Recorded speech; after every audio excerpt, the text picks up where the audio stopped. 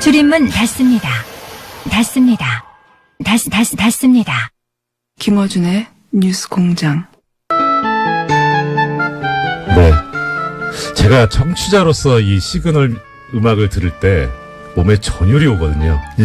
그분이 나오시는구나. 설명이 필요 없는 코너. 뉴스 공장 최고의 인기 코너. 노르가즘. 주인공이신 정의당 노회찬 원내대표님 모셨습니다. 어서 오십시오. 반갑습니다. 예, 반갑습니다. 네. 여기서 만나니까 더욱 반갑습니다. 네. 따로 말씀을 의원님하고 나눠보기 처음인 것 같습니다. 지금 먼 발치 인사만 계속 드리고. 저도 뭐 지면이나 이런 걸 여러 가지 많이 접하겠는데. 네.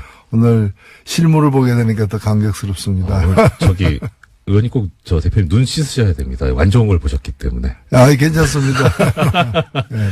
예, 오늘도 이제 한 주간 굵직한 정치연원들, 모시고 들어야 되는데, 일단 지금 사실 지지율이나 이런 걸 봐서는 큰 그거는 없을 거는 같은데, 근데 이번 주에 이제 벌어지는 일 중에 그래도 현안으로 나와 있는 게 바른정당과 통합을 추진하는 국민의당, 이제 전 당원 투표가 시작이 됩니다. 어떻게 될 것 같다까지는 모르겠어도 어떻게 봐야 되는지 좀 말씀을 들었으면 싶습니다. 어떻게 봐야 되는지라고 물으셨는데, 네. 저는 꼭 봐야 되는지 이렇게 되묻고 싶습니다. 안 보고 싶은데 네. 또 보이니까 할 수 없이 보게 되는 참 괴롭죠. 예, 거참. 네. 지금 일단은 실시한다고 하니까 실시가 되겠죠. 네. 결국에는 이것이 적법하냐 그렇지 않느냐를 가지고서 네. 결과를 또 투표란 것은 어떤 결과이든 승복이 돼야 되는데 이거는 승복 안 될 게 분명하지 않습니까? 결과가 어떻게 나오든 간에 승복하지 그렇죠. 않을 게 분명해 보이고 절차상 이제 하자도 있는 것이고 그리고 무엇보다도 이제 이게 유효하냐 유효하지 않느냐에 대한 법적인 어떤 다툼까지도 비화되고 있는 네. 상황이어서 네. 눈 뜨고 참 보기 힘든 광경이다. 눈이 무슨 죄인가 이런 생각. 이런 질문이 적절할지 참 의문이긴 한데 만약에 네. 대표님께서 바른정당 쪽이다라고 하면 이 통합의 파트너지 않습니까? 네. 기분이 어떠실 것 같으세요? 바른정당은 사실은 객관적으로 볼 때 표정 관리하고 있는 거죠. 몹시 즐거운 상황이죠. 왜요? 저기 파트너인데 좀 그래도 그러니까 규모는 훨씬 적지만 네네네. 바른당과의 통합을 하겠다고 지금 덤벼드는 거잖아요. 그걸 가지고 집안 싸움 하고 있는 거잖아요. 예. 집안 싸움 하고 있는 거기 때문에 이렇게 되든 저렇게 되든 바른당의 몸값은 이제 좀 더 높이 평가되는 거고 최근에 여론조사를 보면 그걸 또 말해주고 있다고 보여집니다. 그 과정에서 몸값을 높일 수 있다. 몸값이 높아져 가고 있는 거죠. 네. 다소. 그렇군요. 자, 그럼 이든 저든 하여튼 통합이 된다고 쳤을 때 그 여론조사에 의하면 2당까지 될 수 있다. 근데 그럼 방금 이제 통합이 될 수 있다고 말씀하셨는데 아니 된다면요. 된다면. 근데 통합에 이르는 과정이 이제 험난할 것 같아요. 네네. 이제 고난의 행군으로 보여지는데 고난의 행군. 일단은 전 당원 투표를 한 거는 지금 이제 안철수 대표에 대한 이제 재신임 투표거든요. 네네. 명목 자체가 재신임 합니까? 하는데 찬성합니까? 반대합니까? 그걸 묻는 것이고 설사 그것이 찬성으로 나오더라도 그것이 곧 통합에 대한 찬성 반대는 아닌 거죠. 그렇죠. 통합 그 자체는 이제 당헌에 따라서 전당대회에서 결정돼야 되고 또 전당계 소집이 적법하냐 그렇지 않느냐 또 어떻게 소집하느냐 이런 가지고 또 논란이 계속될 것이고 그래서 이 논란이 음력설까지 갈 거 아니냐 2월까지도 갈 것 같고요. 이 과정은 어쨌든 간에 또 그런 어떤 컨벤셔널 거를 갖게 되는 거죠. 갖게 되는 거고, 그런 점에서 보자면은,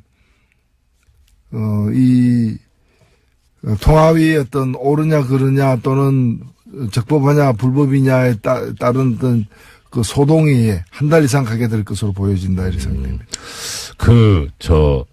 대표님 좀 죄송한 말씀인데 네.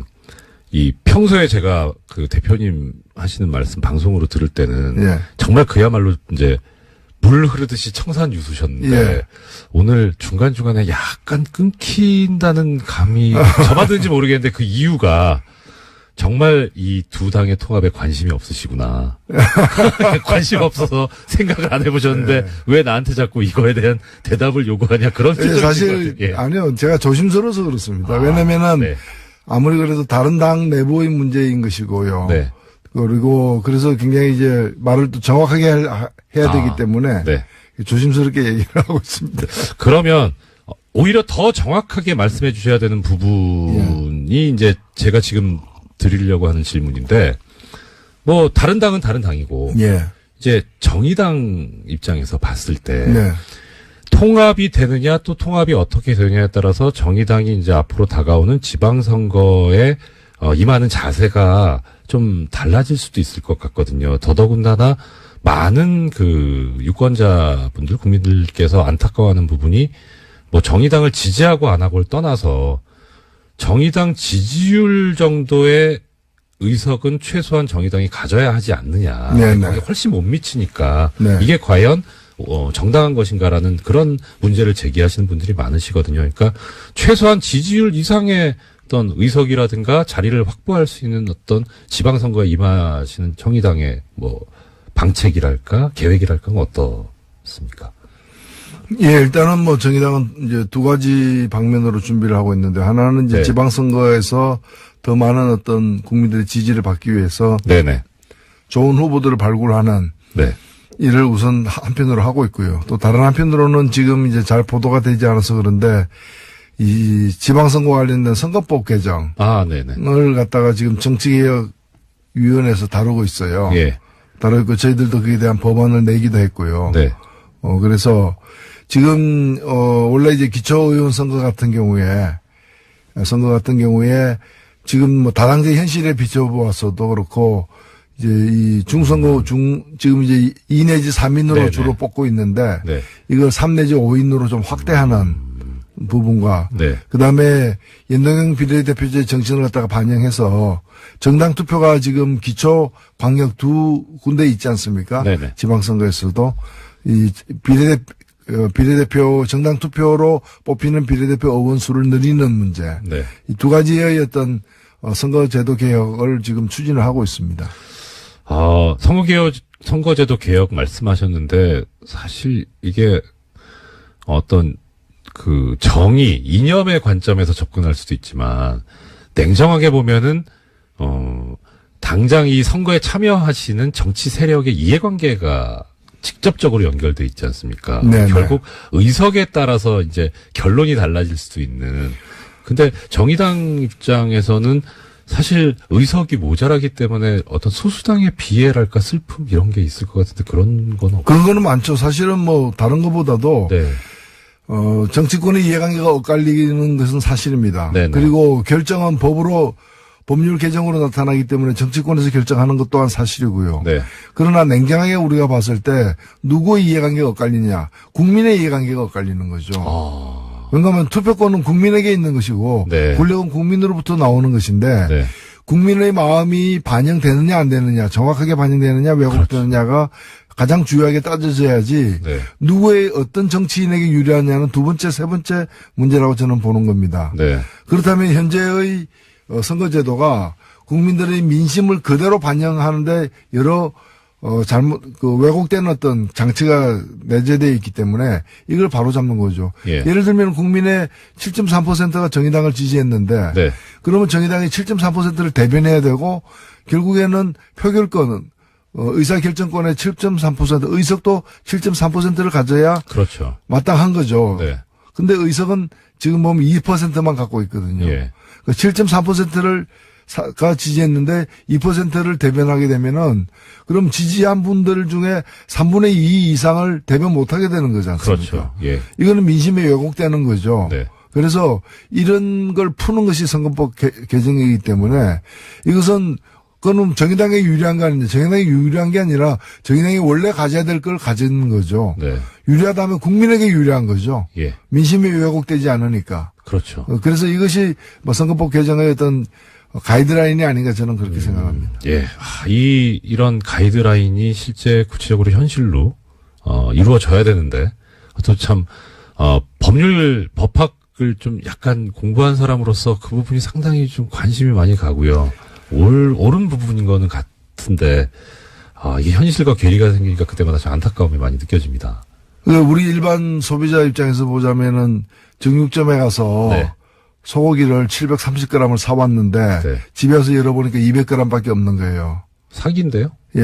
예. 그러면 중간에 이제 뭐 이게 누가 가져간 거잖아요. 예. 조사해보면 다 나오게 돼 있는데.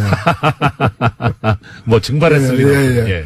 예. 그래서 이걸 바로 잡자라는 거죠. 이걸 갖다가 730g 사왔으면은 집에 와서 열어봐도 730g이 있어야 되는 거죠. 네, 그렇죠. 그래서 민심이 그대로 투표 결과에 반영돼야 된다.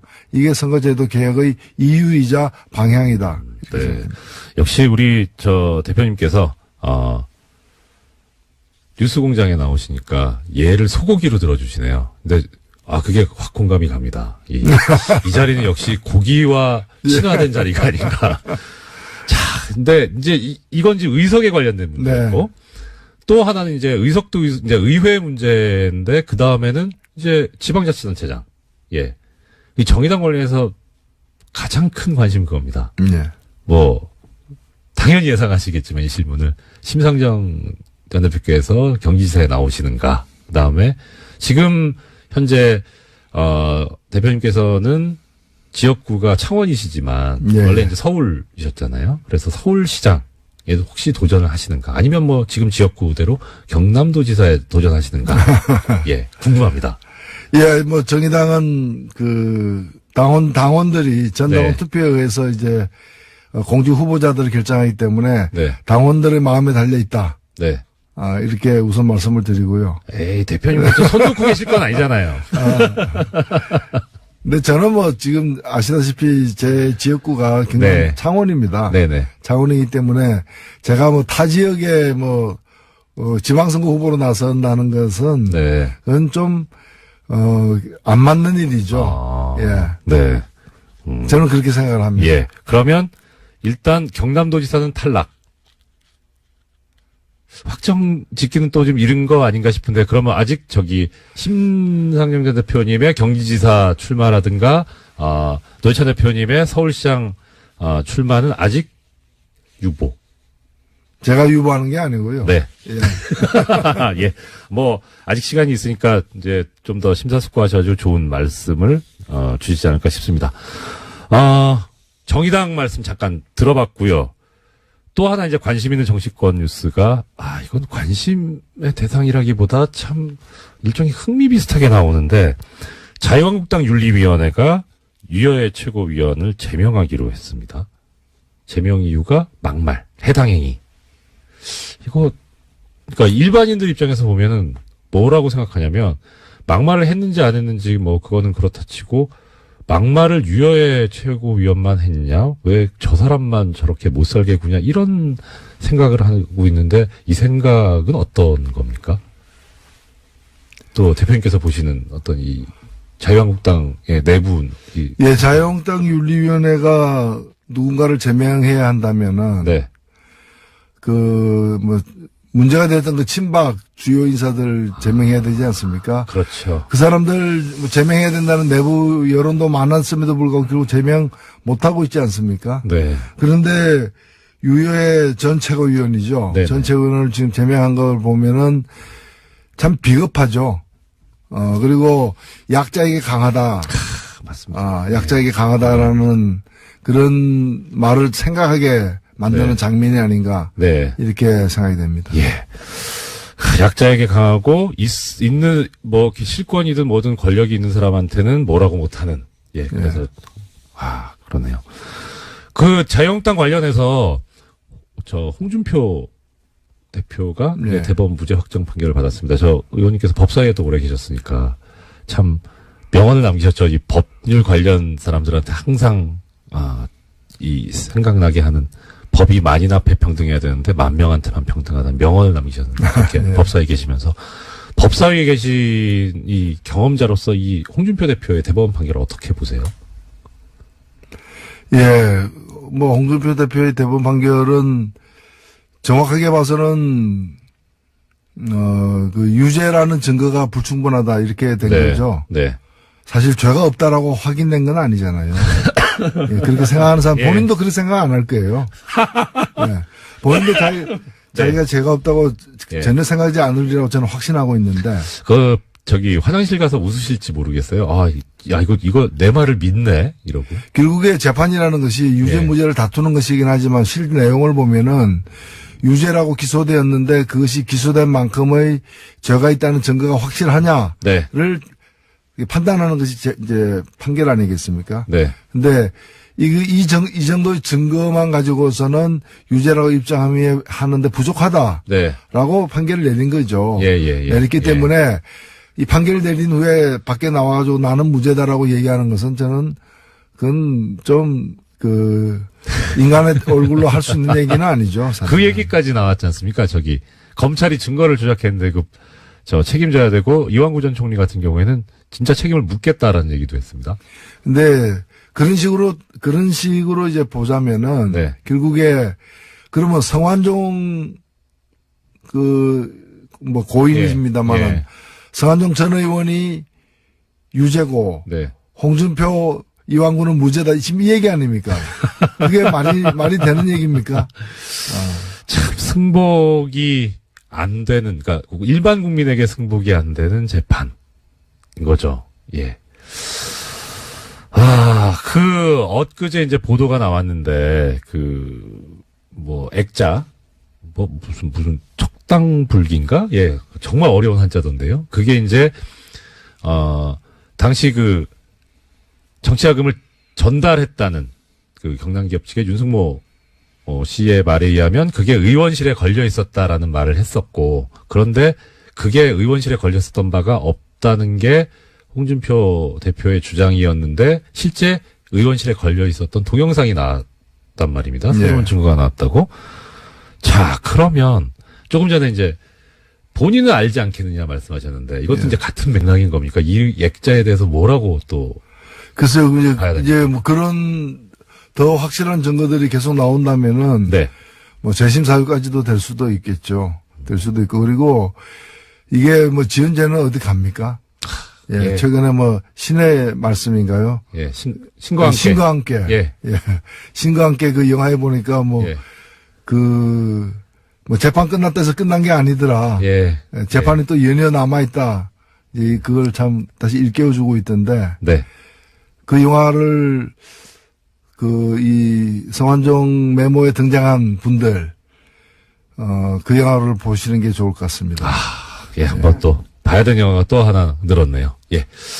자, 의원님, 저는 이걸 좀 여쭤보고 싶습니다. 사실 어떻게 하다 보니까 제가 관심을 가지게 돼가지고, 그저께부터 지금 언론인들이 재벌, 삼성 언론재단이라고는 나오는데, 결국 그게 이제 재벌 출연금인데, 재벌의 돈으로 유학을 갑니다. 유학을 가서, 거기서 갈 때 비용을 지원을 받는데, 그 유학 가는 대상으로 선발이 될 때, 1미디어 그룹당 1명, 그리고 그 소속사 대표의 추천을 받아야 선발이 될 수 있는 그런 제도를 운영을 하고 있고, 이게 1996년부터 시작해서 2016년까지 계속돼 왔어요. 그리고 2017년에는 이 김영란법이라고 이제 불리는 부정청탁방지법에 관한 법제처 6권 해석으로 이게 법 위반 소지가 있다 해서 2017년에 중단이 됐거든요.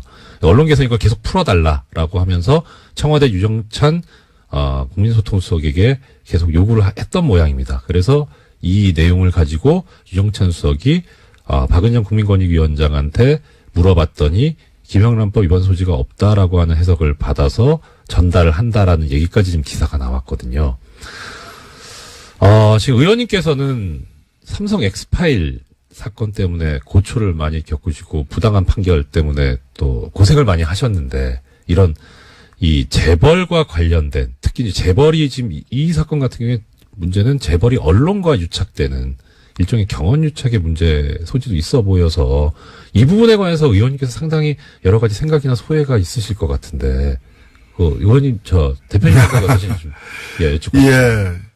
아무래도 논란이 될 수 있겠죠. 예. 있겠는데 제가 볼 때 일단 언론인 해외 연수 자체가 나쁜 건 아니다. 네, 그렇죠. 사실 이것은 우리 공직자들도 보면은 국민 세금으로 네. 이렇게 해외 연수 가지 않습니까? 네. 그리고 1년씩 장기적으로 가는 경우들도 많고요. 그래서 해외 연수 자체는 필요할 수 있다는 거. 그러면 기금을 어떻게 마련할 것이냐의 문제인데 지금처럼 삼성그룹 이런 식으로 개별 재벌 그룹에서 이렇게 얼마씩 내고 몇 명씩 보내고 이런 방식은 여러 문제가 있을 수 있기 때문에 네. 삼성그룹의 취지가 그렇지 않고 또 거기 가는 사람들이 삼성그룹에서 준 돈으로 연수 갔다 그래서 꼭 삼성그룹의 어떤 를 위해서 이제 글을 잘못 쓴다거나 이제 그러지 않더라도 네. 그런 의혹에 쌓일 수 있기 때문에 네, 그렇죠. 저는 그런 방법은 좀 올바르지는 않은 것 같고 그런 방법은 이제 좀 단절될 필요가 있지 않느냐. 네. 오히려 언론인 기금이라거나 여러 가지 쓸 수 있는 저는 장치들이 있다고 보여지거든요. 예, 기자협회에서도 예, 언론진흥재단에서도 그렇습니다. 연수제도가 있거든요. 예. 그래서 그런 걸 좀 더 활성화시키는 네. 방식으로 이렇게 좀 통폐합하고 개별 기업에서 이렇게 지원하는 방식은 네. 여러 가지로 받는 사람도 불편하고 예. 주는 사람도 좋은 뜻으로 주더라도 오해받을 소지가 있기 때문에 네. 그런 방식은 지양해 나가는 게 예. 바람직하지 않겠는가 이렇게 네. 보여집니다. 이 부분에 관해서 지금 법 해석으로 문제가 안 되면 풀리지 않으면 김영란법 개정을 해야 된다는 얘기도 나오고. 그 생에서는 전혀 자꾸 이거 개정하기 시작하면요 이 법 다 없어져 버립니다. 네. 해체돼 버리는 것이고 그런 점에서 최근에 개정도 저는 굉장히 문제가 있다고 생각되는데. 네. 개정되거나 해석을 바꿀 문제가 아니고 이 법에 저촉되지 않는 방식을 새롭게 개발해내야죠. 네네. 그렇죠. 그런 점에서 저는 정정당당하게 언론인 기금 등 어떤 공익적 성격의 기금을 갖다가 재원으로 해서 연수를 갖다가 이제 진행하는 게 마땅하다고 봅니다. 네. 대표님께서 지금 말씀하시는 정정당당이라는 단어가 귀에 확 박힙니다. 그래서 정의당. 네. 죄송합니다. 고맙습니다. 예. 자, 마지막으로 한 말씀 더 여쭙겠습니다. 지금 어떻게 하다 보니까 임시국회 회기가 1월 9일까지 연장이 됐고, 임시국회를 원래 12월에 마무리하려고 했다가 못하게 된 가장 큰 원인이 이 개헌특위를 연장할 것이냐 말 거냐에 관해서 의견이 합의가 안 돼서 그렇게 됐다는 보도가 나오고 있는데요. 일단 개헌 문제 관련해서 이제 어떻게 앞으로 정의당의 계획이라든가 생각은 어떠신지 그리고 어떻게 가는 게 좋은 것인지 좀 말씀을 일단은요 모든 주요 정당들이 지난 대통령 선거 때 국민들 앞에서 개헌을 하겠다. 네네. 지방선거 때까지 개헌하겠다고 약속한 바가 있습니다. 네. 현재 보면은 다른 당들은 그 약속을 견지하고 있는데 네. 약속을 지킬 뜻을 유지하고 있는데 네. 자유한국당만 그럴 뜻이 없어 보여집니다. 예. 그렇지 않겠다는 거죠. 네. 지방선거 때까지 개헌하지 않겠다는 거 아닙니까? 예. 그렇다면 일단 자유한국당이 이 문제에 대해서 명확하게 국민들 앞에 예.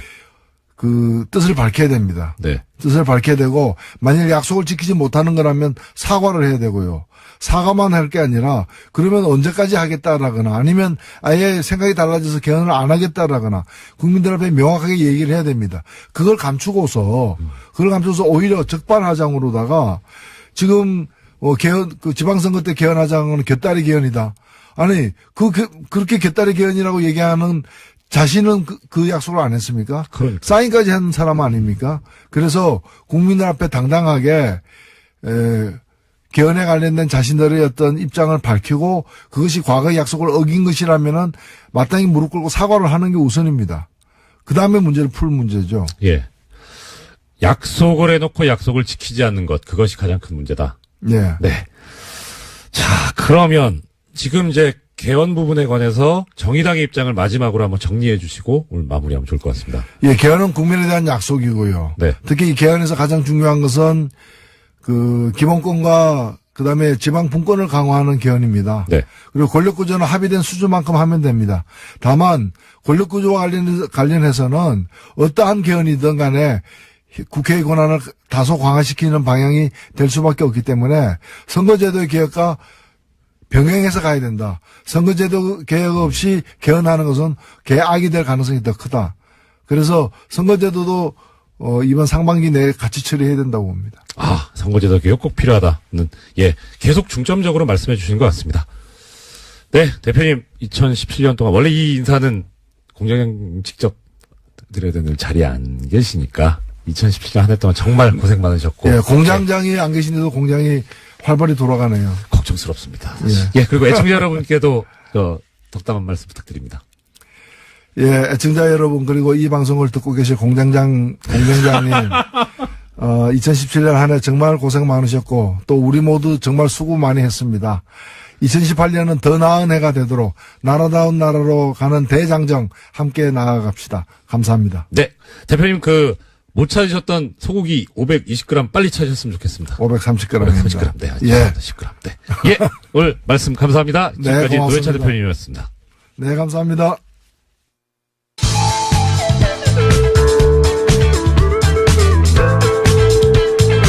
우주 최강 시사 프로그램 김어준의 뉴스 공장.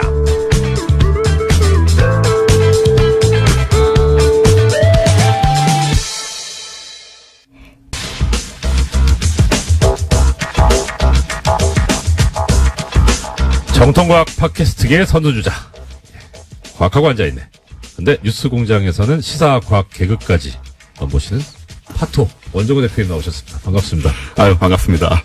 야, 정말 진짜 처음 뵙는데 저는 이거 어떤 분이실까 되게 궁금했었거든요. 아유, 무슨 말씀을요? 진짜 이 방송을 사적으로 하면 안 되는데 영광입니다. 진짜. 아유, 제가 영광이죠. 그건 그런데요. 일단 저는 공장장님 대신에 네.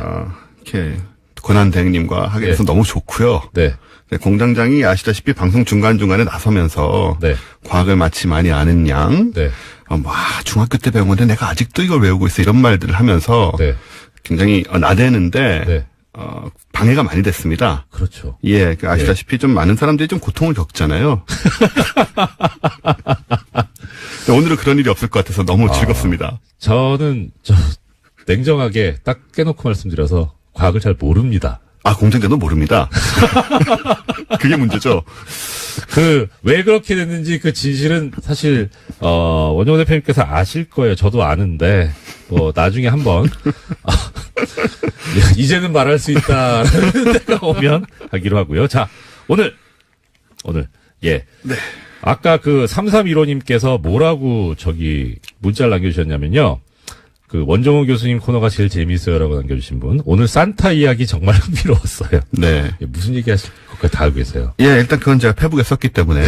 그러시구나. 네, 내용을 쓴 건 아니고. 예. 오늘 그 얘기를 한다고. 전 대표님께서 대포폰 쓰시는 줄 알고. 왜요?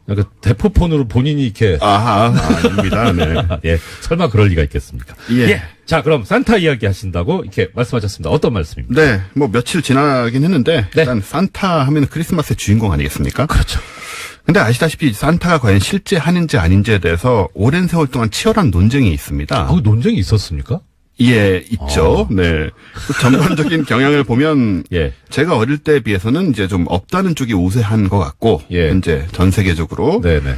특히 이제 높은 연령층, 예. 보수층, 예. 그리고 교육 수준이 높은 쪽에서 부재론이 강세다. 예. 그게 현대적 흐름이 아니냐. 네. 이렇게 판단이 되는데. 현대적 흐름. 근데 저는 이제 나름 오랜 연구 끝에 예. 산타의 존재에 대해서 아주 좀 긍정적인 확신을 갖게 되었다. 존재한다. 네. 그래서 이제 그 내용을 좀 오늘 설명을 드리려고 합니다. 네네. 과학적인 설명이네요. 예. 예. 일단 그러면 그럼 과학적으로 존재한다고 해 주실 테니까 반론 먼저. 네. 반론 먼저. 산타 할아버지께서 이제 선물을 다 배달하시잖아요. 하루에 그렇습니다. 분신술도 아니고 혼자서 어떻게 이걸 다 시간적으로 안 되지 않느냐. 예. 그래서 이거를 또 연구한 사람들이 많습니다. 네. 은근히. 예. 미디어 학자들 굉장히 많은데 일단 제가 짚고 넘어가고 싶은 게 하나 있다면, 예. 산타가 없다라는 그 의견이 지배적인 가운데, 네. 따지고 보면 어느 누구도 산타가 존재하지 않는다는 것을 증명한 사람은 없습니다. 아니, 그걸 어떻게 증명해요? 예, 그러니까요. 그래서 이제 증명되지 않은 사실이 무책임하게 퍼져왔다. 굉장히 비과학적인 접근이죠.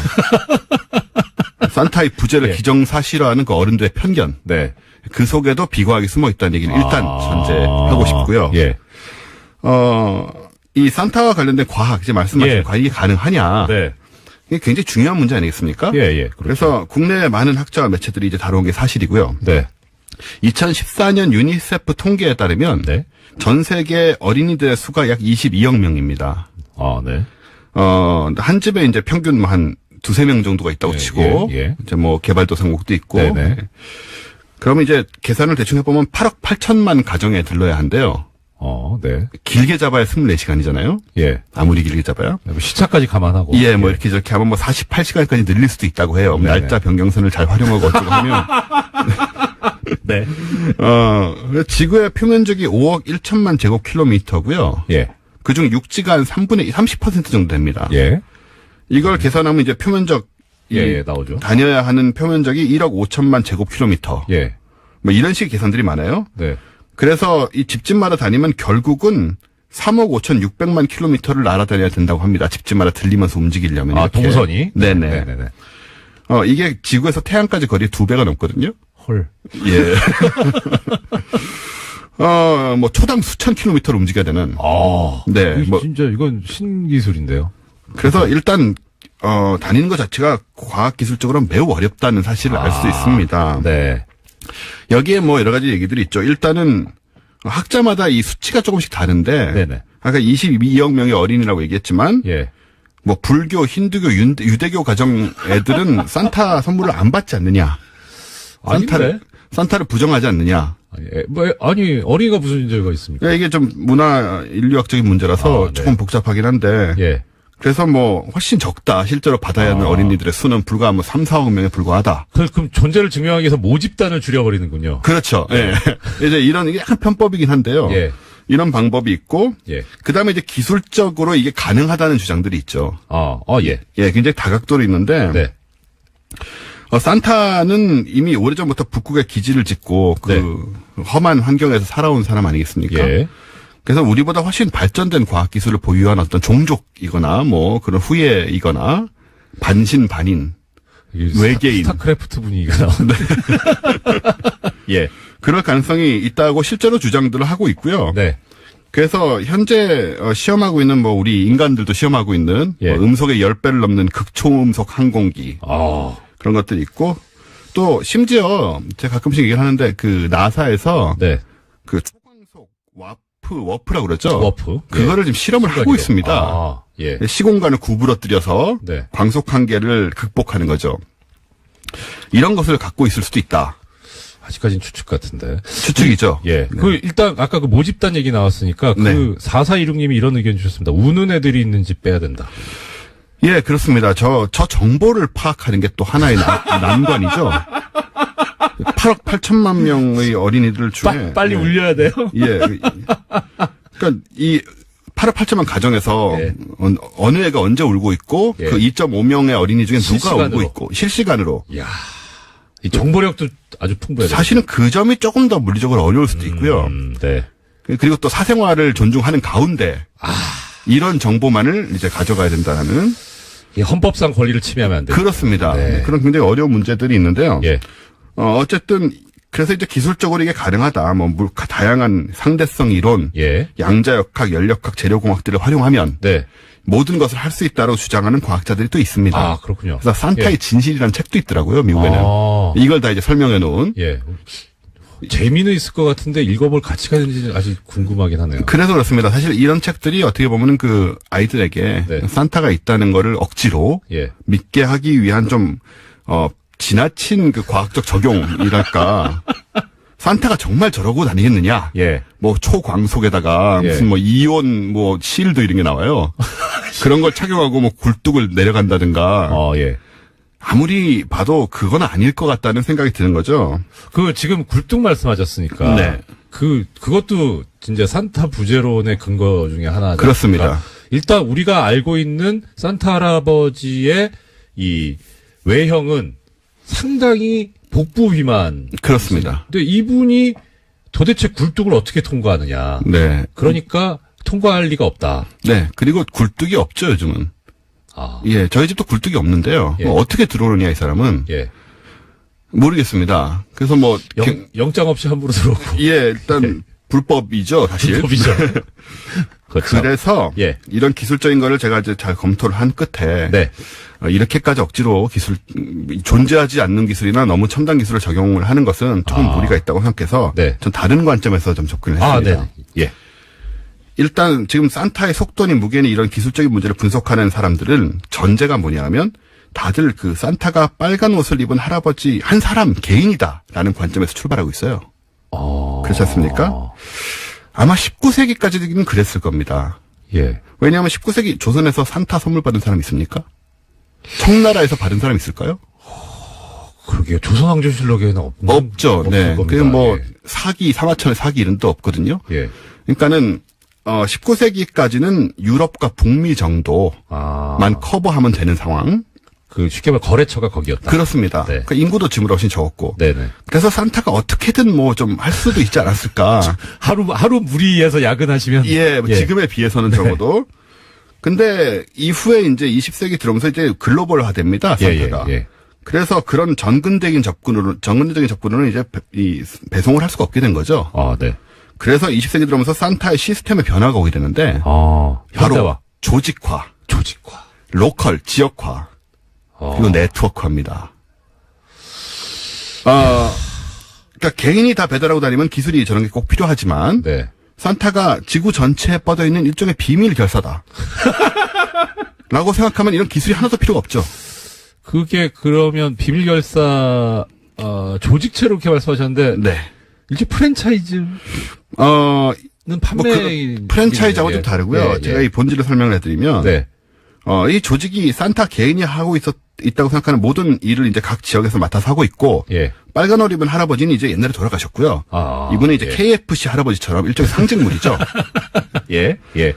제가 조사한 결과 이 조직은 각 가정에까지 침투해 있습니다. 헐. 그래서 산타클로스의 개념을 공유하고, 크리스마스 이브마다 산타클로스를 대신해서 아이들에게 선물을 제공하는 에이전트들이 집집마다 포진해 있죠. 그럼 우리가 그 존재를 느끼지 못할 뿐이지. 그렇습니다. 있는 거 맞다. 이렇게 말씀을 드릴게요. 네. 이 어린이 개개인의 성향 파악부터 원하는 선물의 구입과 배송에 이르기까지 모든 업무를 각 집집마다 있는 에이전트들이 대신 하고 있는 거고요. 원스톱 시스템이군요. 네. 그래서 21세기 산타클로스는 이 중심이 존재하지 않은 일종의 클라우드 네트워크 상태가 되어 있습니다. 그래서 산타의 개념을 공유하고 그 개념을 긴밀하게 공유하는 이제 거대한 네트워크가 있고, 실제로 성향을 파악하고 선물을 증정하는 집에, 사람들이 있는 거죠. 각각의 집에. 그래서 이렇게 얘기한다면, 이게 뭐, 빨간 산타는 없을지 몰라도, 실제로 산타클로스라는 실체가 존재한다라고, 현대적인 관점에서. 중심의 할아버지는 없지만. 그럼 마지막으로 제가 대표님 반론 하나만 제기하겠습니다. 네. 지금 집에 이렇게 에이전트들이 들어가서 배송을 하고 있다면 루돌프는 어떻게 한 거예요? 실직하지 않습니까? 그럼 뭐 더 자연으로 돌아가야죠. 그러니까 그거 중노동이고 동물 학대거든요. 학대입니다. 맞습니다. 네, 그 옛날 19세기 관점에서 하는 얘기고. 그래서 우리 집에 산타클로스도 하나씩 있었다. 네, 그 얘기를 드리겠습니다. 오늘 크리스마스와 산타 할아버지에 대해서 말씀해 주신 원종호 대표님이었습니다. 말씀 감사합니다. 저도 공장문 닫습니다. 안녕히 계십시오. 어떤 의석이라든가 자리를 확보할 수 있는 어떤 지방선거에 임하시는 정의당의 뭐 방책이랄까 계획이랄까 어떻습니까? 일단은 뭐 정의당은 이제 두 가지 방면으로 준비를 하고 있는데, 하나는 이제 지방선거에서 더 많은 어떤 국민들의 지지를 받기 위해서 좋은 후보들을 발굴하는 일을 우선 한편으로 하고 있고요. 또 다른 한편으로는 지금 이제 잘 보도가 되지 않아서 그런데 이 지방선거 관련된 선거법 개정을 갖다가 지금 정치개혁위원회에서 다루고 있어요. 다루고 있고 저희들도 그에 대한 법안을 내기도 했고요.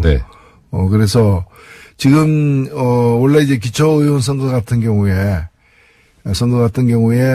지금 뭐 다당제 현실에 비춰보았어도 그렇고 이제 이 중선거 지금 이제 2 내지 3인으로 네네. 주로 뽑고 있는데 네. 이걸 3 내지 5인으로 좀 확대하는 부분과 네. 그다음에 연동형 비례대표제 정신을 갖다가 반영해서 정당 투표가 지금 기초 광역 두 군데 있지 않습니까? 네네. 지방선거에서도 이 비례대표 정당 투표로 뽑히는 비례대표 의원수를 늘리는 문제. 네. 이 두 가지의 어떤 선거제도 개혁을 지금 추진을 하고 있습니다. 선거제도 개혁 말씀하셨는데 사실 이게 어떤 그 정의, 이념의 관점에서 접근할 수도 있지만 냉정하게 보면은 당장 이 선거에 참여하시는 정치 세력의 이해관계가 직접적으로 연결돼 있지 않습니까? 네네. 결국 의석에 따라서 이제 결론이 달라질 수도 있는. 근데 정의당 입장에서는 사실 의석이 모자라기 때문에 어떤 소수당의 비애랄까 슬픔 이런 게 있을 것 같은데 그런 건 없고. 그런 거는 많죠. 사실은 뭐 다른 것보다도 네. 정치권의 이해관계가 엇갈리는 것은 사실입니다. 네네. 그리고 결정은 법률 개정으로 나타나기 때문에 정치권에서 결정하는 것 또한 사실이고요. 네. 그러나 냉정하게 우리가 봤을 때 누구의 이해관계가 엇갈리냐. 국민의 이해관계가 엇갈리는 거죠. 왜냐하면 투표권은 국민에게 있는 것이고 네. 권력은 국민으로부터 나오는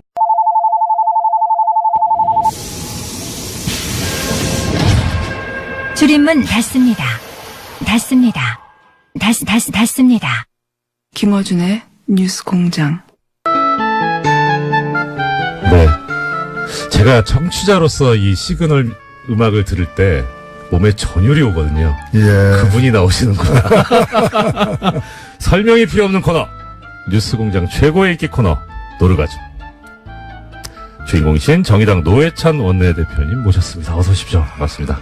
예, 반갑습니다. 여기서 만나니까 더욱 반갑습니다. 네. 따로 말씀을 의원님하고 나눠보기 처음인 것 같습니다. 지금 몇 말차 인사만 계속 드리고. 저도 뭐 지면이나 이런 걸 여러 가지 많이 접하겠는데. 네. 오늘 실물을 보게 되니까 더 감격스럽습니다. 오늘 의원님 꼭 대표님 눈 씻으셔야 됩니다. 안 좋은 걸 보셨기 때문에. 괜찮습니다. 네. 예, 오늘도 이제 한 주간 굵직한 정치연원들, 모시고 들어야 되는데, 일단 지금 사실 지지율이나 뭐 이런 걸 봐선 큰 그거는 없을 거는 같은데, 근데 이번 주에 이제 벌어지는 일 중에 그래도 현안으로 나와 있는 게 바른정당과 통합을 추진하는 국민의당, 이제 전 당원 투표가 시작이 됩니다. 어떻게 될 것 같다까지는 모르겠어도 어떻게 봐야 되는지 좀 말씀을 들었으면 싶습니다. 어떻게 봐야 되는지라고 물으셨는데 네. 저는 꼭 봐야 되는지 이렇게 되묻고 싶습니다. 안 보고 싶은데 네. 또 보이니까 할 수 없이 보게 되는 참 괴롭죠. 예. 거참. 네. 지금 뭐 일단은 실시한다고 하니까 실시가 되겠죠. 네. 결국에는 이것이 적법하냐 그렇지 않느냐를 가지고서 네. 결과를 또 투표란 것은 어떤 결과이든 승복이 돼야 되는데 이거는 승복 안 될 게 분명하지 않습니까? 결과가 어떻게 나오든 간에 승복하지 그렇죠. 않을 게 분명해 보이고 절차상 돼야 되고 또 전단계 소집이 적법하냐 그렇지 않느냐 네. 또 어떻게 소집하느냐 이런 가지고 또 논란이 계속될 것이고 네. 그래서 이 논란이 음력설까지 갈 거 아니냐. 2월까지도 갈 것 같고요. 네. 뭐 이 과정은 어쨌든 간에 또 그런 어떤 컨벤셔널 거를 갖게 되는 거죠. 네. 네. 갖게 되는 거고 그런 점에서 보자면은 이 통합이 어떤 옳으냐 그르냐 또는 적법하냐 불법이냐에 따른 어떤 그 소동이 한 달 이상 가게 될 것으로 보여진다 이렇게 생각됩니다. 대표님 좀 죄송한 말씀인데 이 평소에 제가 그 대표님 하시는 말씀 방송으로 들을 때는 정말 그야말로 이제 물 흐르듯이 청산유수셨는데 오늘 중간중간에 약간 끊긴다는 감이 잡아드는지 모르겠는데 그 이유가 정말 이 두 당의 통합에 관심이 없으시구나. 관심 없어서 생각을 안 해보셨는데 왜 나한테 자꾸 이거에 대한 대답을 요구하냐 그런 사실 아니요. 제가 조심스러워서 그렇습니다. 왜냐면은 아무리 그래도 다른 당 내부의 문제인 것이고요. 그리고 그래서 굉장히 이제 말을 또 정확하게 해야 되기 때문에 조심스럽게 얘기를 하고 있습니다. 그러면 오히려 더 정확하게 말씀해 주셔야 되는 부분이 이제 제가 지금 드리려고 하는 질문인데 뭐 다른 당은 다른 당이고 이제 정의당 입장에서 봤을 때 통합이 되느냐 또 통합이 어떻게 되느냐에 따라서 정의당이 이제 앞으로 다가오는 지방선거에 임하는 자세가 좀 달라질 수도 있을 것 같거든요. 더더군다나 많은 그 유권자분들, 국민들께서 안타까워하는 부분이 뭐 정의당을 지지하고 안 하고를 떠나서 정의당 지지율 정도의 의석은 최소한 정의당이 가져야 하지 않느냐. 거기에 훨씬 못 미치니까 이게 과연 정당한 것인가라는 그런 문제를 제기하시는 분들이 많으시거든요. 그러니까 최소한 지지율 이상의 것인데 국민의 마음이 반영되느냐 안 되느냐, 정확하게 반영되느냐 왜곡되느냐가 가장 중요하게 따져져야지 누구의 어떤 정치인에게 유리하냐는 두 번째, 세 번째 문제라고 저는 보는 겁니다.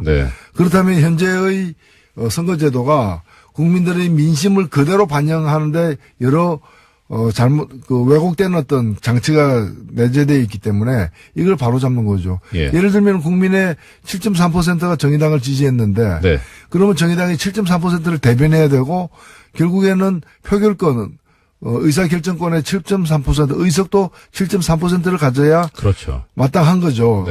근데 의석은 지금 보면 2%만 갖고 있거든요. 그 7.3%를 가 지지했는데 2%를 대변하게 되면은 그럼 지지한 분들 중에 3분의 2 이상을 대변 못하게 되는 거지 않습니까? 이거는 민심에 왜곡되는 거죠. 그래서 이런 걸 푸는 것이 선거법 개정이기 때문에 이것은 그거는 정의당에 유리한 거 아닌데 정의당이 유리한 게 아니라 정의당이 원래 가져야 될 걸 가지는 거죠. 유리하다면 국민에게 유리한 거죠. 민심이 왜곡되지 않으니까. 그래서 이것이 뭐 선거법 개정의 어떤 가이드라인이 아닌가 저는 그렇게 생각합니다. 이런 가이드라인이 실제 구체적으로 현실로 이루어져야 되는데 또 참 법학을 좀 약간 공부한 사람으로서 그 부분이 상당히 좀 관심이 많이 가고요. 옳은 부분인 거는 같은데 이게 현실과 괴리가 생기니까 그때마다 좀 안타까움이 많이 느껴집니다. 우리 일반 소비자 입장에서 보자면은 정육점에 가서 소고기를 730g을 사왔는데 집에 와서 열어보니까 200g밖에 없는 거예요. 사기인데요? 그러면 중간에 이제 뭐 이게 누가 가져간 거잖아요. 조사해보면 다 나오게 돼 있는데. 뭐 증발했을 리가. 그래서 이걸 바로 잡자라는 거죠. 이걸 갖다가 730g 사왔으면은 집에 와서 열어봐도 730g이 있어야 되는 거죠. 그래서 민심이 그대로 투표 결과에 반영돼야 된다. 이게 선거제도 개혁의 이유이자 방향이다. 역시 우리 이제 하자도 있는 것이고 그리고 무엇보다도 이제 이게 유효하냐 유효하지 않느냐에 대한 법적인 어떤 다툼까지도 비화되고 있는 상황이어서 눈 뜨고 참 보기 힘든 광경이다. 눈이 무슨 죄인가 이런 생각. 이런 질문이 적절할지 참 뭐 의문이긴 한데 만약에 대표님께서 바른정당 쪽이다라고 하면 이 통합의 파트너지 않습니까? 기분이 어떠실 것 같으세요? 바른정당은 뭐 사실은 객관적으로 볼 때 표정 관리하고 있는 거죠.